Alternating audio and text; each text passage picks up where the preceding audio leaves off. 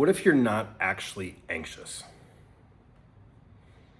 Now, a lot of us feel anxious. There's a lot of things in the world why we would feel anxious. Life moves very, very fast.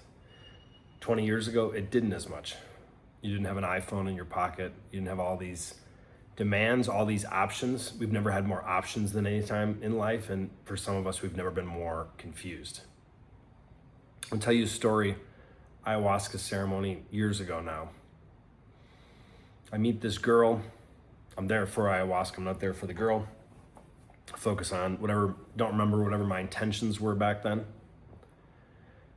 I meet this girl, connected with this girl, had a unique connection, and let's say my wounded boy looking for love get in the way of, I'm no longer focusing on the mission or the ayahuasca, I'm just thinking about this girl. Too much. So I'm distracted.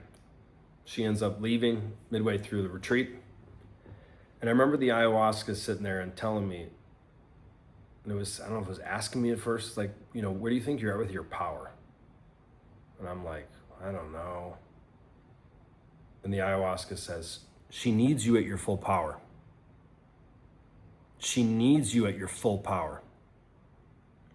And it kind of bothered me because it presupposed back then, years ago, that I wasn't. I didn't know what that meant at the time. I thought I did. And it's interesting for us is if we've classified ourselves, at least in the past or up until now, as the anxious guy. Or maybe we've shown up, you've read a book like No More Mr. Nice Guy, and you're like, oh man, I've been that way. The anxious guy has shown up, and the pleaser guy has shown up much more in the last few decades. I'm pretty convinced that 100 years ago, the pleaser guy wasn't around as much. So what if the anxious guy, even if you still believe you're anxious, maybe you are, I'm not here to take that away from you, but maybe you're not as much as you think. Maybe you haven't owned your power fully yet. And what does that mean? One of the biggest things to owning your power is just telling the truth. Telling the truth of who you are, of what you want. Having the courage, having the heart, having the balls to tell a girl, no, I don't want to do that. No. Not that you have to be mean, not that you have to be harsh, but it's really about the relationship with ourselves, honoring ourselves, and knowing what we stand for, knowing what we don't. I don't know about you, but I can think of relationships in my past where I turned one of them like super, super pleasing, and it bothered me. I knew I was doing it, but I didn't know why. I didn't know I had this hurt kid inside of me. And if you're like I was back then, and you heard these concepts like inner child healing, years ago, I was not about that. I remember my friend started telling me this close to 5 years ago.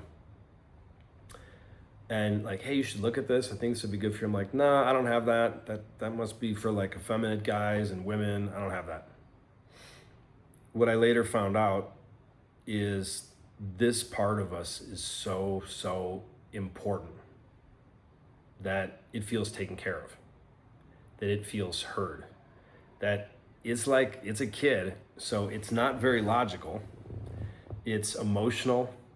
It can be chaotic. It can be sad. It can be hurt, angry, pissed off that it didn't get gummy bears or brownies or cookies or whatever your thing is for your inner child, or it wants to go have fun and you have to crack the whip and you have work to do, there's shit to get done. This hurt inner child can run the show. And the best magnification, the best mirror of anything in the world is an intimate relationship. So if you've had an intimate relationship, or you're in one now where you've shown up as the anxious guy, as the pleaser, maybe you've known you needed to ask for things or be more assertive with what you need, but I don't want her to leave me. I've never felt, love like this, or a trauma bond, or connection, or whatever it is, maybe all the above. There's something special about this girl. I don't want her to leave me. I remember years ago ordering food and knowing I didn't want the appetizer she wanted. And back then, bro, I didn't have the courage or the balls to just say, let's order 2 appetizers. I wanted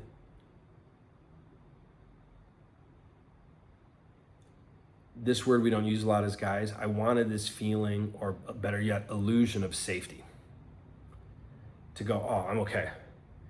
And if you want to get really gross, and I love you, this message found you for a reason, our girlfriend or our wife were actually projecting how we had to show up to have the insurance policy of having mom's love.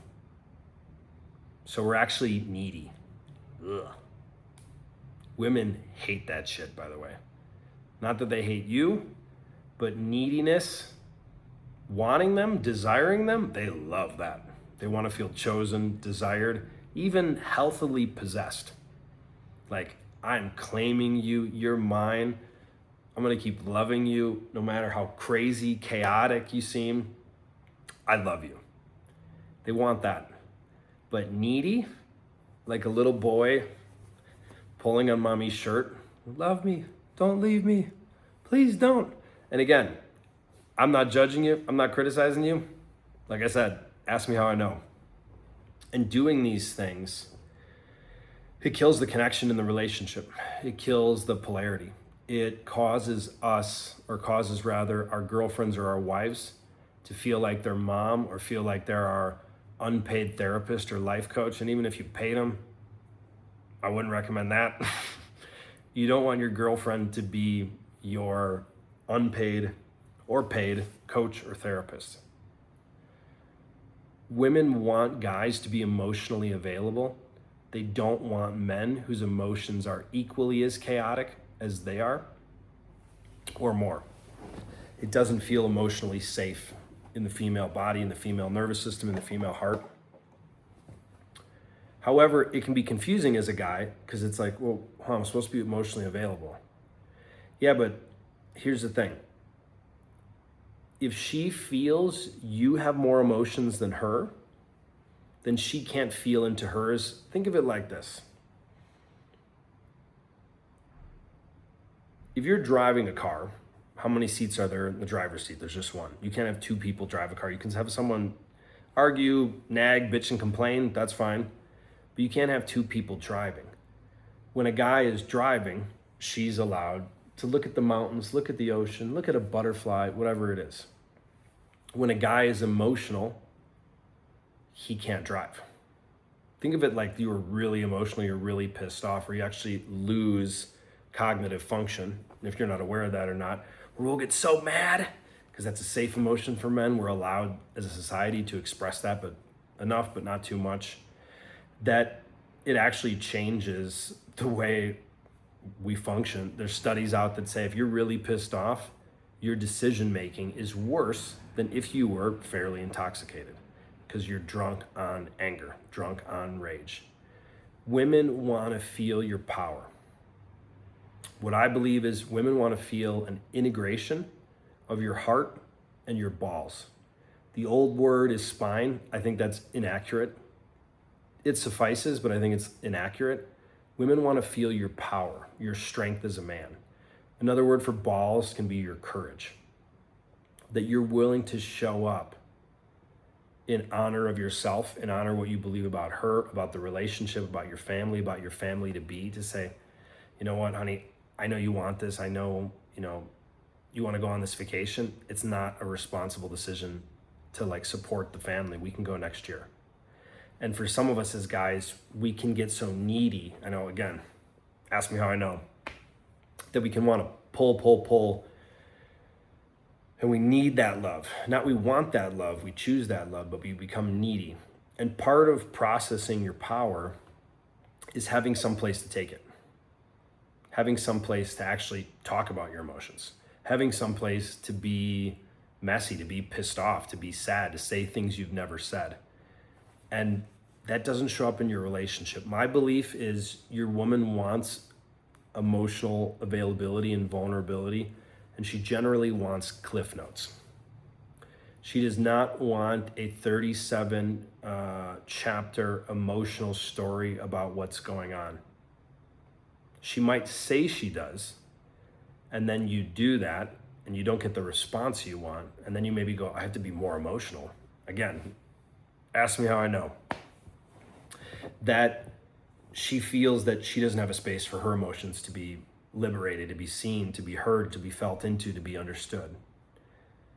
So when we decide to do our inner work, and I'll give some examples: men's circle, coaching, therapy, or one of my favorites, plant medicine. Maybe it calls to you, maybe it doesn't. But I'll take you back for a minute. Remember that when I'm sitting there at ayahuasca. And I don't think the ayahuasca was trying to teach me about this particular girl. That's where my head was years ago. But the message was really clear. It was actually more like the ayahuasca was there to kick my ass a bit. She needs you at your full power. She craves you at your full power. She needs you at your full power. That's what she really wants. In order to be at your full power, we need to be integrated, guys. We can be the angry, successful overachiever who's cut off from his emotions, or we can be the new age spiritual guy that's drank way too much ayahuasca or too many cacao ceremonies in the woods, hugging his buddies, playing the guitar. Again, ask me how I know. She wants you at your full power. And your full power is you sitting with you talking with your brothers, you getting feedback to heal, alchemize, release things, to really know as a man, and that way it was for me back then, to look at myself in the mirror and go like, bro, who the fuck are you? Who do you want to become? You have one life. Who are you? Who do you want to become? She wants you at your full power. See you soon.